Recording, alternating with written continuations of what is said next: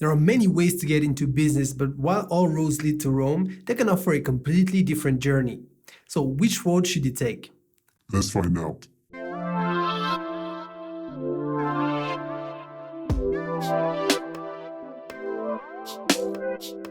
Hello, I'm your host Kaycinho. I'm a digital alchemist, and this episode is episode number 3 of a module dedicated to the preparation phase of starting your business.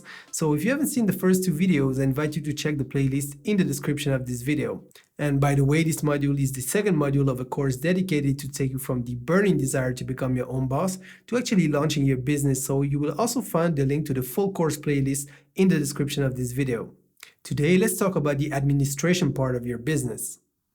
So you want to start a business, but you don't like the administration side too much? Well, unless you have the funds to pay someone to manage that part from you from the beginning, you're going to have to get into it. And even if you had the funds to pay someone to manage it for you, it'd still be a good idea to know where your business is heading. Now, if a picture is worth 1,000 words, I believe a story is worth a lot of big pictures. So, as I mentioned in the previous episode, I had a buddy of mine back in the day, and we're still buddies, by the way. We just happen to live a few thousand kilometers away from each other now, and he allowed me to talk about his experience in my videos because he's realized that he needs to make a change. So we used to talk about one day we'll have a business, but we were just dreamers back then, never taking any action until I had a revelation that I talked about in a previous video, moved on with my life, and got out of dreamers land to start freelancing. Now, one of the issues he had, and I believe he still struggles with today, is that he never wanted to do things the proper way. For example, he liked the idea to create a business, but didn't want to go through the legal business creation process. Instead, he spent his time and his energy looking for business ideas and partners that would allow him to operate without taking responsibility. He just wanted to do things his way without having to cope with the rules and the reality of the society we live in. Now, that may have worked a few centuries ago or even in some remote areas, but even in these areas, there is some kind of rule that you must respect in order to be in business. So fast forward 10 years later. To my great regret, he still hasn't created a proper business because he's been looking to play with the system when he could have launched it 10 years ago if only he had been willing to do things the right way. Now, I'll let you draw a conclusion about this example. Now, the good news is that when I asked him if I could talk about his story anonymously in my content, it kind of struck him to the point where he realized that he had to change. So all I can do is encourage him to hold tight and invest in his own success the right way. Now, you see, I kind of had the same mindset like this buddy of mine when I was at the end of my teen years, and I think that a lot of it came from our environment. I did not come from an entrepreneur-minded family, and although I received a good education, I lacked financial education. For me, it took moving to another country to see things under a completely different perspective, and I'm not saying that you should move to a different state or country, but if you have no strings attached, you may find that the conditions are much better elsewhere.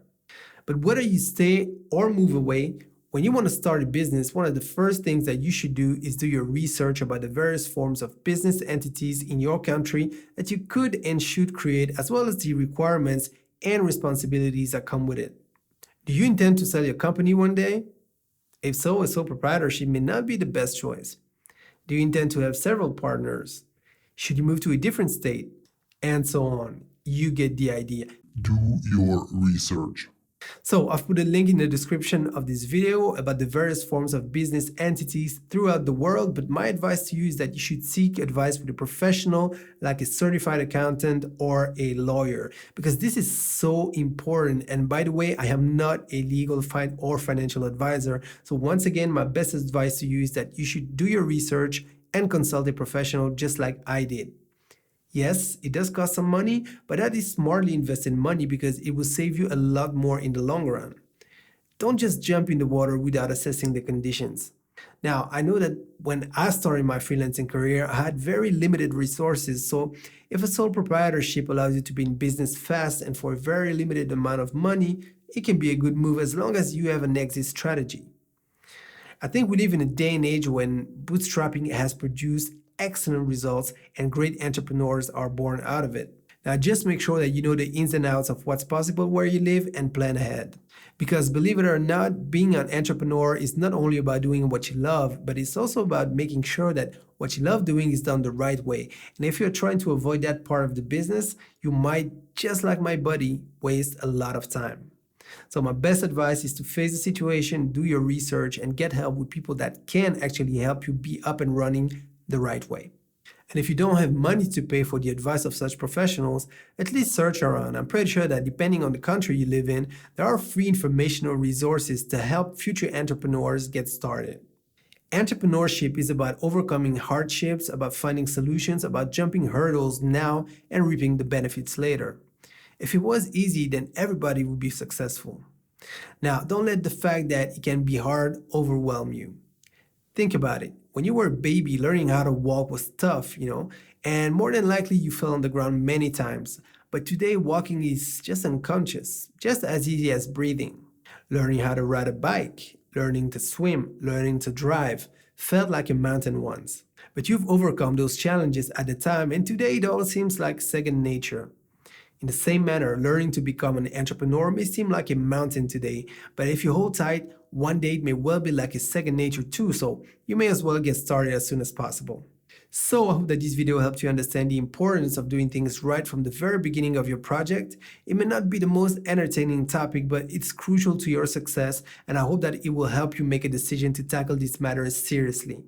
Now, are you struggling with getting things done the right way? Let me know in the comments, and by the way, you'll find the companion blog article with all the links on my website kaycinho.com, so I've put a direct link in the description of this video. Now, if you like this video, please give it a thumbs up as it really helps growing this channel, and if you know someone that could benefit from it, please share it now.